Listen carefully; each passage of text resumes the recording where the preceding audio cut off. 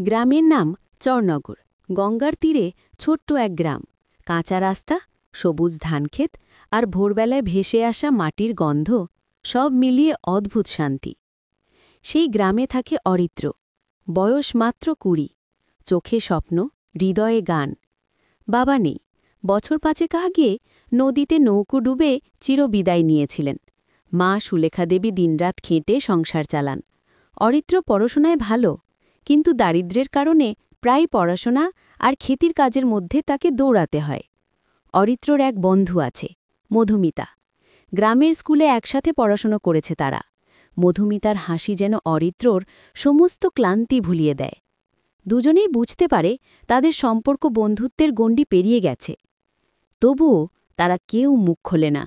গ্রামের নিয়ম, সমাজের বাধা, অভাব সব কিছু তাদের ভালোবাসাকে গোপনে রাখতে বাধ্য করে। সেই সময় একদিন সন্ধ্যায় মধুমিতা অরিত্রকে বলল, শোনো অরিত্র, তুমি যদি কোনোদিন শহরে যাও, আমাকে ভুলে যেও না। অরিত্র হেসে বলল, ভুলব কেন? তুমি তো আমার জীবনের সবচেয়ে বড় আশীর্বাদ। কথাগুলো বলে অরিত্র বুঝল সে অনেক কিছু বলে ফেলেছে। মধুমিতা চোখ নামিয়ে নিল, কিন্তু ঠোঁটের কোণে লুকিয়ে থাকা হাসি অরিত্রকে আশ্বাস দিল, হ্যাঁ, তার অনুভূতি সত্যিই প্রতিফলিত হচ্ছে। কিন্তু সুখ যেন এই পৃথিবীতে বেশিদিন টেকে না। শীতের ভোর। চরণনগরের মাঠে কুয়াশা নেমে এসেছে। অরিত্র ভোরে ক্ষেতের কাজ সেরে মাকে সাহায্য করছিল। হঠাৎ ডাকপিয়ন আসল, হাতে একটি চিঠি। চিঠিটি এসেছে শহর থেকে, কলকাতার এক কলেজ থেকে। সেখানে লেখা আছে, অরিত্রকে বৃত্তি দেওয়া হবে যদি সে পড়াশোনা চালিয়ে যেতে চায়। এ যেন জীবনের মোড় ঘুরে যাওয়ার সুযোগ। অরিত্রর চোখ ভিজে এলো। সে মাকে চিঠি দেখাল। সুলেখা দেবীর বুক কেঁপে উঠল। বাবা, তুই যদি শহরে চলে যাস, আমি একা কেমন করে থাকব? অরিত্র মায়ের হাত ধরে বলল, আমি তোমাকে ছেড়ে যাব না মা, কিন্তু এ সুযোগ না নিলে সব স্বপ্ন শেষ হয়ে যাবে। আমি শহরে গিয়ে পড়াশোনা করব, কাজ শিখব, টাকা উপার্জন করব, তারপর তোমাকে আর কষ্ট করতে দেব না। মা নিশ্চুপ হয়ে গেলেন। তার চোখে জল, কিন্তু মনে কোথাও একটা গর্বও। ওই রাতেই অরিত্র মধুমিতাকে খবর দিল। গঙ্গার ঘাটে গিয়ে দুজনে দেখা করল। নদীর জলে তখন চাঁদের আলো ঝিকমিক করছে। মধুমিতা চুপচাপ বসে রইল। হঠাৎ অরিত্র বলল, মধু, আমি শহরে যাচ্ছি।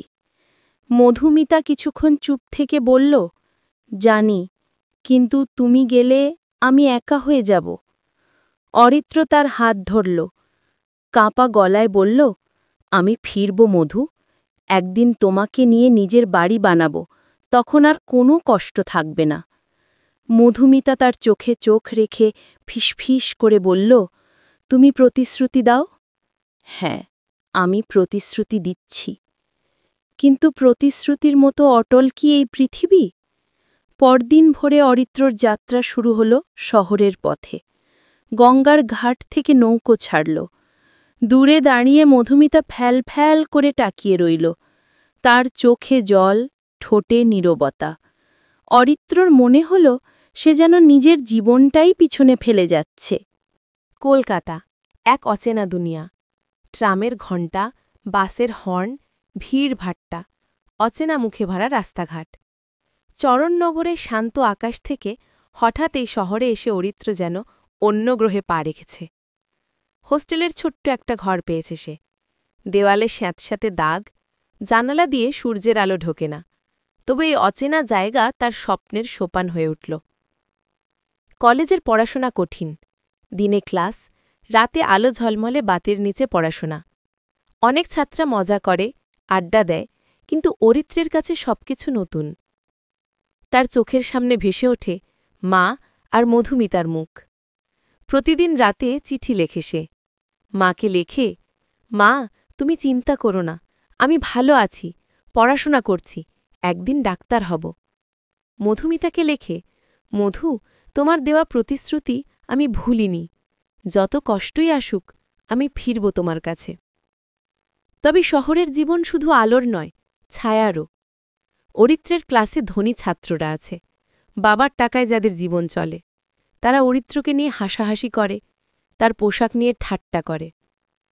একদিন এক সহপাঠী বলল, এই গ্রাম্য ছেলে, তুই এখানে কি করতে এসেছিস? ক্ষেত চাষ করাই তোদের কাজ। অরিত্র চোখ নামিয়ে নিল, উত্তর দিল না, কিন্তু বুকের ভেতরটা হাহাকার করে উঠল।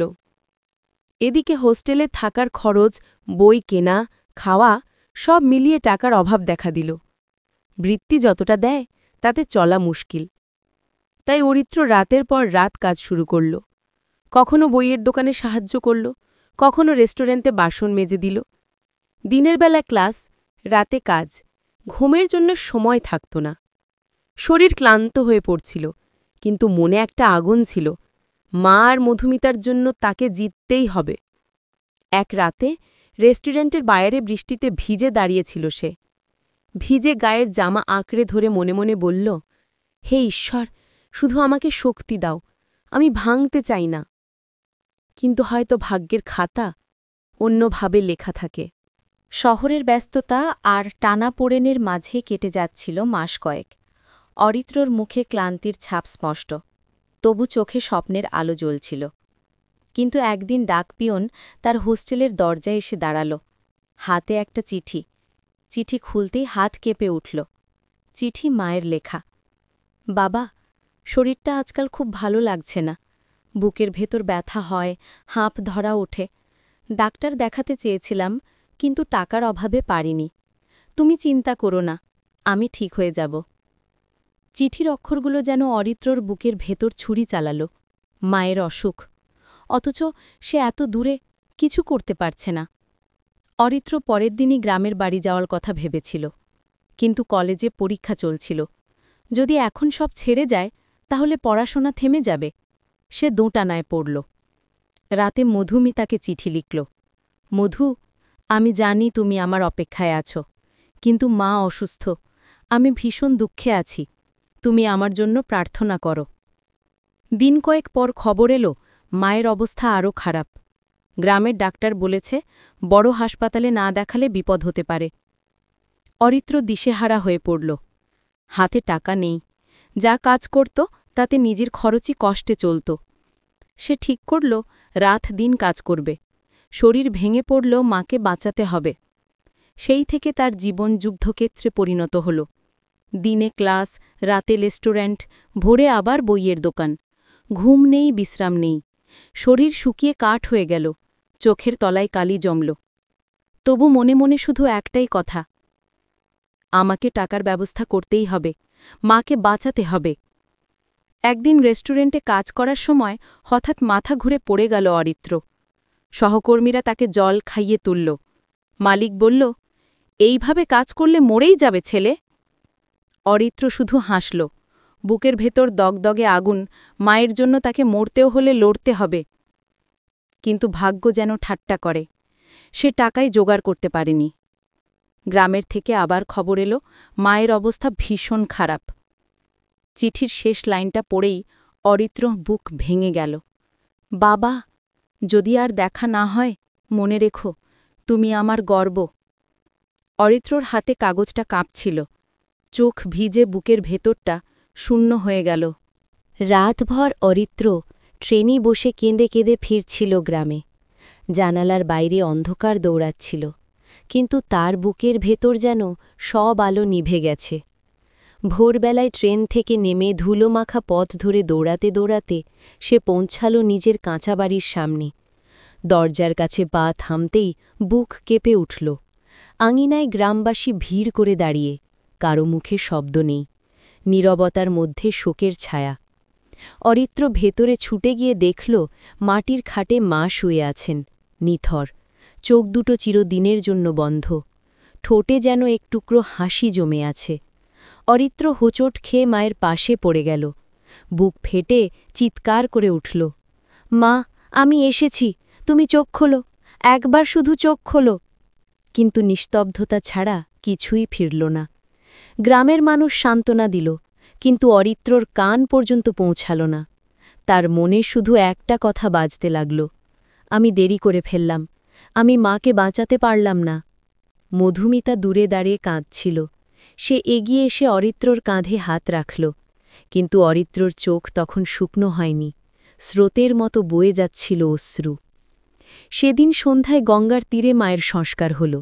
আগুনে ধীরে ধীরে মায়ের দেহ ভস্ম হয়ে গেল। আগুনের শিখা আকাশে উঠছিল, আর অরিত্র মনে মনে বলছিল, মা, আমি তোমাকে রক্ষা করতে পারিনি, কিন্তু আমি প্রতিজ্ঞা করছি, তোমার স্বপ্ন আমি বাঁচিয়ে রাখব। মায়ের চলে যাওয়া অরিত্রকে একেবারে বদলে দিল। তার চোখে আর শৈশবের সরলতা নেই, মুখে হাসি নেই, শুধু লড়াই করার এক অদ্ভুত কঠোরতা। মধুমিতা কাছে এসে বলল, অরিত্র, তুমি ভেঙে পড়ো না। অরিত্র তাকিয়ে রইল দূরে গঙ্গার কালো জলের দিকে। ফিস ফিস করে বলল, আমি এখন একা হয়ে গেলাম মধু, একেবারে একা। মায়ের মৃত্যুর পর গ্রামের ঘর যেন শুনশান হয়ে গেল। এককালে যেখানে ভোরবেলা মায়ের ডাক শোনা যেত, সেখানে এখন কেবল হাওয়া বইতে থাকে। অরিত্র দিন কাটায় গঙ্গার ঘাটে বসে, চোখের সামনে বইতে থাকা জলের ঢেউয়ের দিকে তাকিয়ে থাকে ঘণ্টার পর ঘণ্টা। মনে হয় তার জীবনও যেন এভাবে বয়ে যাচ্ছে, গন্তব্যহীন। কয়েকদিন পর মধুমিতা তার কাছে এলো, হাতে এক থালা ভাত আর ডাল। নরম গলায় বলল, তুমি কিছু খাচ্ছ না, শরীর ভেঙে যাবে। অরিত্র ধীরে ধীরে খাবার মুখে দিল, কিন্তু চোখে কোনো আলো নেই।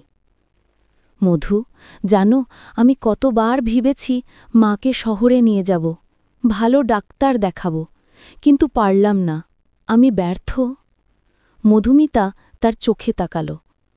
তুমি ব্যর্থ নও অরিত্র, তুমি যা পেরেছ সব করেছ, কিন্তু সব কিছু আমাদের হাতে থাকে না।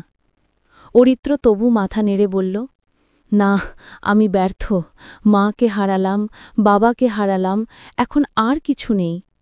এভাবেই কেটে গেল কয়েক মাস। অরিত্র আবার শহরে ফিরল, পড়াশোনা চালিয়ে যেতে, কিন্তু তার মন যেন গ্রামে পড়ে রইল। হোস্টেলের 4 দেওয়ালে সে শ্বাসরুদ্ধ হয়ে যেত। ক্লাসে বই খুললেও অক্ষরগুলো চোখে ঝাপসা হয়ে যেত। রাতে ঘুম আসত না। মায়ের কণ্ঠ ভেসে আসত, বাবা, তুই আমার গর্ব। কিন্তু সেই কণ্ঠ এখন নিস্তব্ধতার ভিতর হারিয়ে গেছে। এদিকে মধুমিতা প্রতিদিন তাকে চিঠি লিখত, ছোট ছোট কথায় ভরা। আজ আমি তোমার জন্য প্রদীপ জ্বালালাম, আজ তোমার শূন্য ঘরে গিয়েছিলাম, মনে হলো তুমি বসে আছো। এই চিঠিগুলোই অরিত্রর একমাত্র ভরসা হয়ে উঠল। কিন্তু হঠাৎ একদিন খবর এলো, মধুমিতার পরিবার অন্য গ্রামে তার বিয়ে ঠিক করছে। অরিত্র যেন ভেতর থেকে কেঁপে উঠল। তার মুঠোয় ধরা শেষ ভরসাটুকুও কি চলে যাবে? শহরের এক সন্ধ্যায় হঠাৎ অরিত্রর হাতে এলো এক চিঠি। ভাঁজ খুলতেই বুকটা কেঁপে উঠল। চিঠি লিখেছে মধুমিতা। অরিত্র, আমাকে ক্ষমা করো, আমার পরিবারের সিদ্ধান্তের বিরুদ্ধে আমি কিছুই করতে পারলাম না। তারা আমার বিয়ে ঠিক করেছে পাশের গ্রামের এক ব্যবসায়ীর সঙ্গে। আমি কাঁদতে কাঁদতে মা বাবাকে বলেছি, কিন্তু তারা শুনল না। অরিত্র, বিশ্বাস করো, আমি শুধু তোমাকেই ভালোবাসি, কিন্তু আমি অসহায়। অরিত্রর চোখ ঝাপসা হয়ে গেল, হাত থেকে চিঠি মাটিতে পড়ে গেল, বুকের ভেতর যেন কেউ আগুন জ্বালিয়ে দিল। পরদিন কলেজের ক্লাসে বসে অরিত্রর মনে হল চারপাশে সব শব্দ থেমে গেছে।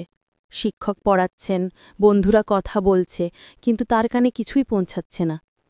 শুধু ভেতরে ভেতরে একটা প্রশ্ন বাজছে, আমি কেন বাঁচছি? রাতে হোস্টেলের ছাদে দাঁড়িয়ে সে তাকালো শহরের আলো ঝলমলে আকাশের দিকে। মনে হলো প্রতিটি আলো তার কাছে দূরের তারকার মতো অধরা। সে ফিসফিস করে বলল, মধু, তুমি যদি চলে যাও, আমি একেবারে একা হয়ে যাব। কিছুদিন পর খবর এলো, মধুমিতার বিয়ে হয়ে গেছে। গ্রামে সবাই গুজব করছে বর ধনী, সংসার ভালো হবে। কিন্তু অরিত্রর কাছে এ খবর ছিল মৃত্যু সমান। সে কয়েকদিন কলেজেই গেল না, হস্টেলের ঘরে অন্ধকারে বসে থাকত, খাওয়া বন্ধ, কথা বন্ধ। এক রাতে হঠাৎ কাগজ কলম হাতে নিল, লিখতে শুরু করল, প্রিয় মধু, তুমি জানো না তোমার ছাড়া আমার জীবন কতটা শূন্য হয়ে গেল। তুমি সুখে থেকো, আমি চাই না তোমার কষ্ট হোক, কিন্তু আমি কি আর বাঁচতে পারব? চিঠি লেখা শেষ করেই কলম ছুঁড়ে ফেলে মাথা হাতে চেপে বসে কাঁদল। এদিকে মধুমিতাও সুখে ছিল না। বিয়ের পর নতুন সংসারে সে বারবার অতিরিক্তকে মনে করত। স্বামী ধনী হলেও তার মনে অদ্ভুত শূন্যতা। রাতে স্বপ্নে সে দেখতে পেত গঙ্গার ঘাটে দাঁড়িয়ে অরিত্র তাকে প্রতিশ্রুতি দিচ্ছে। সে নিজের ভেতরেই ভেঙে পড়ছিল। অরিত্রর জীবনে এখন শুধু দুই জিনিস বাকি, কষ্ট আর নিঃসঙ্গতা। একদিন কলেজের এক শিক্ষক তাকে বললেন, তুমি মেধাবী ছাত্র, কিন্তু তুমি হারিয়ে যাচ্ছ। তোমাকে যদি নিজেকে সামলাতে না পারো, সব শেষ হয়ে যাবে। কিন্তু অরিত্র মনে মনে বলল, আমার তো সব আগেই শেষ হয়ে গেছে। মধুমিতার বিয়ের পর অরিত্র যেন ভেতর থেকে মৃত হয়ে গেল। শরীরের উপর ভর করে সে বেঁচে আছে, কিন্তু প্রাণহীন। দিনে কলেজে গিয়ে বইয়ের পাতা ওল্টায়, কিন্তু অক্ষরগুলো তার চোখে জড়িয়ে থাকে, যেন কারো ভাষা সে বুঝতে পারছে না।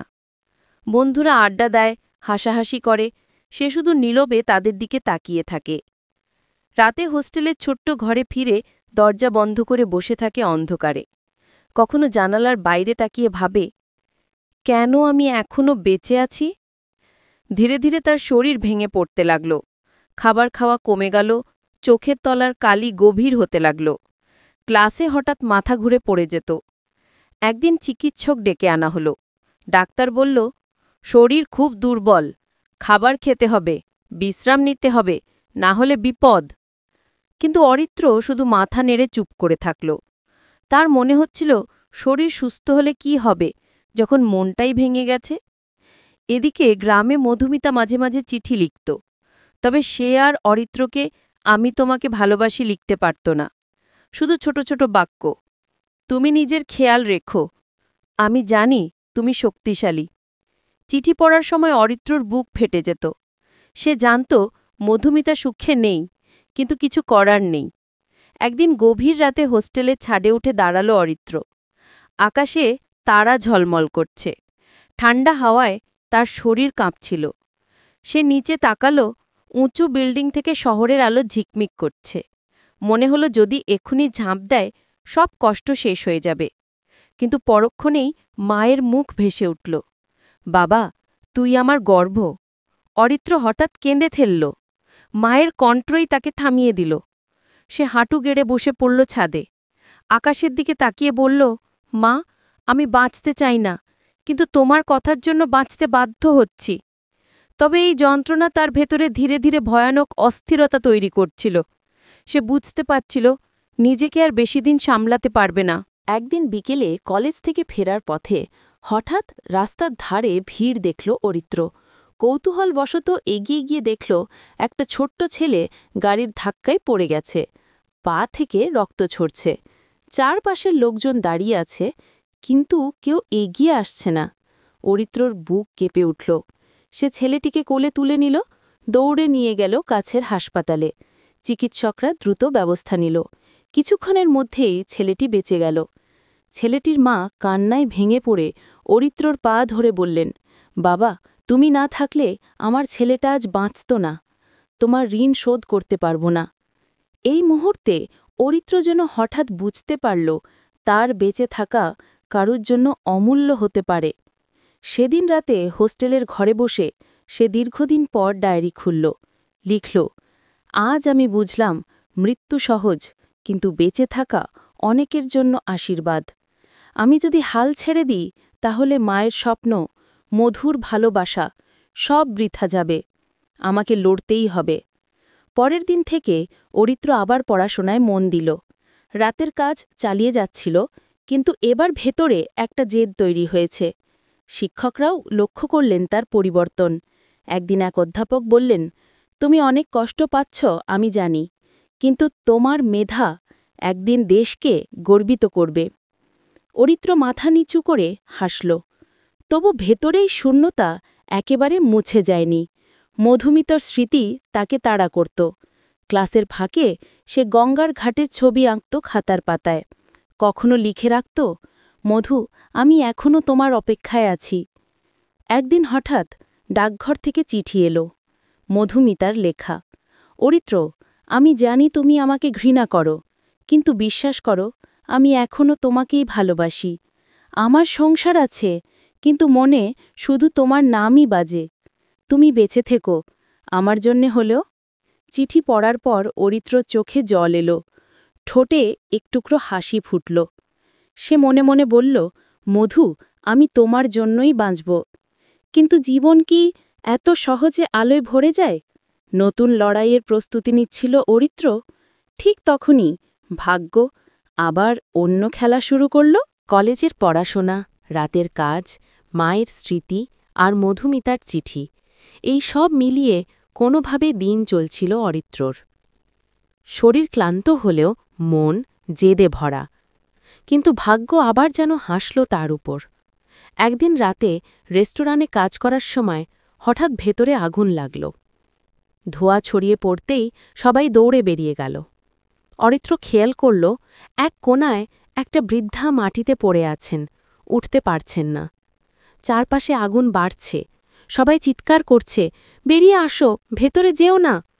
কিন্তু অরিত্র দ্বিধা করল না। সে দৌড়ে গিয়ে বৃদ্ধাকে কাঁধে তুলে বাইরে বেরিয়ে আনল। বৃদ্ধা বেঁচে গেলেন, কিন্তু অরিত্রের শরীরে আগুনে দগ্ধ হল হাত আর কাঁধ। হাসপাতালে নিয়ে যাওয়া হলো তাকে। ডাক্তার বললেন, জীবন বিপদমুক্ত, কিন্তু শরীরে গভীর পোড়া দাগ থাকবে, পুরোপুরি সেরে উঠতে সময় লাগবে। অরিত্র জানালার বাইরে তাকিয়ে হাসল। যদি আমার কষ্টে আরেকজন বেঁচে যায়, তবে এই দাগও আমার গর্ব। তবু এই ঘটনার পর তার পড়াশোনায় মারাত্মক প্রভাব পড়ল। পরীক্ষার সময় হাত ঠিকভাবে লিখতে পারত না। সহপাঠীরা তাকে করুণা দৃষ্টিতে দেখত। কেউ কেউ বলত, এই দাগ নিয়ে সে কিভাবে বড় হবে। অরিত্র চুপচাপ শুনত, ভিতরে ভিতরে জেদ আরও বাড়ত। কিন্তু এর মাঝেই একদিন খবর এলো, মধুমিতা অসুস্থ। দীর্ঘদিন ধরে গোপনে সে কষ্ট পাচ্ছিল। স্বামী তাকে অবহেলা করছে, সংসার ভেঙে পড়ার মুখে। খবরটা শুনে অরিত্রের বুক কেঁপে উঠল। সে দৌড়ে গ্রামে গেল। মধুমিতাকে দেখে চমকে উঠল। সে শুকিয়ে কাঠ হয়ে গেছে, চোখের নিচে অশ্রুর দাগ। মধুমিতা অরিত্রকে দেখে হেসে ফেলল, কিন্তু সেই হাসি ছিল অশ্রুসিক্ত। তুমি এলে অরিত্র, আমি জানতাম তুমি আসবেই। অরিত্র তার হাত ধরল, চোখে জল গড়িয়ে পড়ল। তুমি এত কষ্ট পাচ্ছ মধু, আমি কিছুই করতে পারিনি। মধুমিতা ফিসফিস করে বলল, তুমি আছো, এটাই আমার সবচেয়ে বড় আশ্রয়। সেই রাতে গঙ্গার ধারে দুজনে বসেছিল অনেকক্ষণ। নদীর কালো জলে চাঁদের আলো ঝলমল করছিল। মনে হচ্ছিল দুনিয়া থেমে গেছে। কিন্তু তারা জানত, এই শান্তি ক্ষণস্থায়ী, সামনে আরও ঝড় আসছে।